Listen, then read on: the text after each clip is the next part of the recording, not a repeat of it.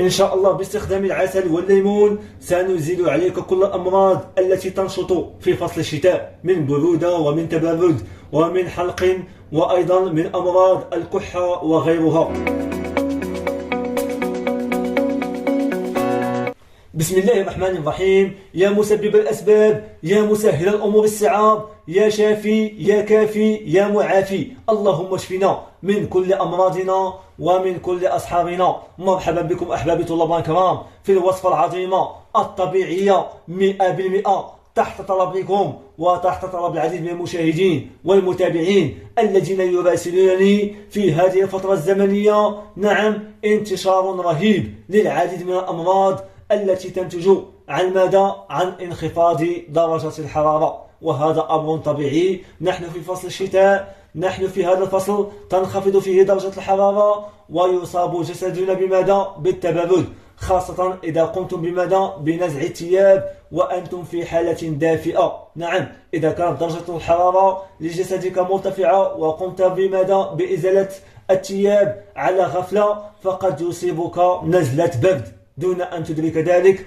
حتى تجد نفسك مريضا. فحاول قدر الإمكان أن تنتبه لهذا الأمر، وحاول قدر الإمكان أن تأخذ هذه الوصفة الطبيعية ستشفيك بنور الله لكل من يعاني من ماذا؟ من حالات الزكام، وكذلك من حالات السعال، سعال حاد، سعال جاف يصيب حلقك ويجلب لك ضيقا في التنفس. إن شاء الله سنخلصك من هذه الأمور. كنت تعاني من آلام نعم في صدرك وفي القفص الصدري، كنت تعاني من سعال حاد، إن شاء الله حينما تأخذها وتداوم عليها، نعم ستداوم عليها حتى تشفى بنور الله. كل ليلة تأخذ واحدة إن شاء الله سترى فيها العجب العجاب. إذا أخذتها 3 أيام متتالية سبحان الله ستجد تحسنا رهيبا في أحوالك وفي حالتك، وسترى بأن حالة التبرد إن شاء الله أزيلت واختفت عنك بنور الله تعالى. بماذا؟ بمكون سهل وبسيط متواجد في كل الدول، لا عذر لك. نعم، مليء بماذا؟ بفيتامين سي. نعم، فيتامين سي هو الفيتامين الذي يخلصك ويزيل عليك حالات التبرد والتجنجات التي ترافق هذه النزلة التي تصيبك.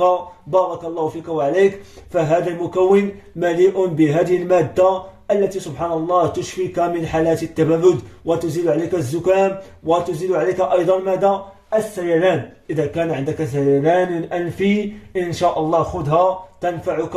كانت عندك كحة أو قحة شديدة أو سعال حاد إن شاء الله تتخلص منها بنور الله. فما عليكم إلا أن تأخذوا ماذا؟ كما تشاهدون تأخذون الليمون. نعم، متواجد في كل الدول وفي كل الأماكن، معروف. نعم، مليء بفيتامين سي سينفعك بنور الله. تأخذ الليمون مع ماذا؟ مع العسل. أحبابي طلاب الكرام، إذا كان عندك عسل أصلي خذه، العسل الأصلي مع ماذا؟ مع الليمون. إن شاء الله سيخلصك من نزلات البرد ومن هذه التشنجات التي أصابتك إن شاء الله بالشفاء العاجل، وهي طبيعية 100%. ماذا ستفعلون؟ ستحمل فقط واحدة كافية وافية. بارك الله فيك وعليك. وكل ليلة تستخدمها لمجرد 3 أيام ستتحسن أحوالك، وسترى بأن حالتك أصبحت جيدة وبأن أحوالك سبحان الله حتى إذا كان بك ضيق في التنفس ستحس بانفراج عظيم. سبحان الله كأنها انفرجت عليك من عند الله تعالى. ستأخذ واحدة فقط وتقوم بماذا؟ كل ليلة تأخذ واحدة وتقوم نعم بالذهاب إلى بوتغاز على نار هادئة. اسمعني جيدا، على نار هادئة جدا على هذا الشكل كما تشاهدون أحبابي طلاب الكرام. نضع فيها ليمونة واحدة كل ليلة. قبل ماذا؟ قبل النوم. طريقة الاستعمال سأقوم بشرحها الآن. نعم، تضعها هكذا، تتركها هكذا حتى تحس بأن الليمونة أصبحت ساخنة، نتركها لمدة زمنية إلى أن تقوم بماذا؟ بتسخينها. سبحان الله، فهي مليئة بالفيتامين، وهذا الفيتامين حينما تقوم أنت بتسخينها سبحان الله يكون فعالا، وحينما تأكلها مباشرة بعد تسخينها ستحس بانفراج عظيم في أحوالك. ستأكل منها، طبعا هي مليئة بالسوائل، مليئة بفيتامين سي، تشرب منها فلا تقوم بحملها مباشرة وتركها إلى أن تبرد بعد ذلك تأخذها، لا، يجب أن تأخذها وهي ما زالت ساخنة. بارك الله فيك وعليك. تقوم بتسخينها لمدة زمنية قصيرة حتى تسخن جيدا، نعم، وتحاول أن تقوم بفعل هذه الحركة إلى الجهتين اليمنى واليسرى إلى أن تحس بأن فعلا هذه الليمونة أصبحت ساخنة. بعد ذلك تأخذها وتقوم بأكلها وتتجه مباشرة إلى الفراش لكي تنام، مباشرة تنام، تأكل منها وتتجه مباشرة إلى ماذا؟ إلى سريرك وتنام، وتقوم بمداومتها لمدة 3 أيام. لذلك أخذت ماذا؟ 3 حبات من الليمون لكي أشرح لك بأنها ستستخدمها لمدة 3 أيام متتالية. بارك الله فيك وعليك. ستحس بارتياح، ستحس بأن أحوالك تغيرت. إذا كان بك زكام حاد إن شاء الله تشفى منه، كان بك سيلان أنفي إن شاء الله تتخلص منه، كان بك ضيق في صدرك إن شاء الله، فحينما تنزل ستحس بماذا؟ براحة نفسية عظيمة. بارك الله فيك وعليك. يعني تضعها لمدة قصيرة، بعد ذلك حينما تحس بأنها أصبحت على هذا الشكل كما تشاهدون، بدأت تحرق على هذا الشكل وهي ساخنة جدا، حاول ماذا؟ حاول أن تقوم بعصرها أو أخذها كما هي، إما قم بعصرها أو قم بأخذها كما هي ساخنة. بارك الله فيك وعليك.